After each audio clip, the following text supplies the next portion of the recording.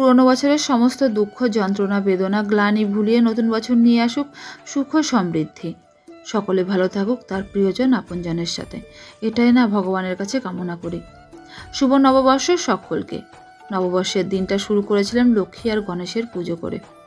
তারপরে চলে গেলাম রান্নাঘরে, গিয়ে দাদুকে আর পুজোকে দিয়েছিলাম সকালের খাবার হিসাবে দুধ কর্নফ্লেক্স। ওটা খেয়ে দাদু চলে গেছিলো বাজারে, এনেছিল একটু মাছ আর মাংস। মাছটা ধুয়ে রেখে দিয়েছি আর মাংসটা রান্না করেছিলাম। সমস্ত ধুয়ে রেখে এসে তারপরে গুবলুকে খাইয়ে দিয়ে ঘুম পাড়িয়ে দিয়েছি। তারপরে গিয়ে শুরু করলাম রান্না।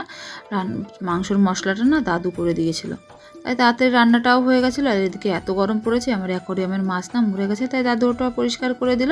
আজকে রান্না করেছিলাম আলু ভাজা, ডাল, মাংস, এদিকে চাটনি, পাঁপড় আর রসগোল্লা না আনিনি, কারণ এখানে রসগোল্লা একদমই খাওয়া যায় না, তাই মিষ্টি হিসাবে রেখেছিলাম লাড্ডু। খেয়ে দিয়ে সমস্ত রান্নাঘর পরিষ্কার করে নিয়ে কিছু বাসনপত্র ছিল সেগুলোই ধুয়ে নিলাম। দিনটা আজকে এভাবেই কাটলো। দেখা হচ্ছে কালকে। টাটা।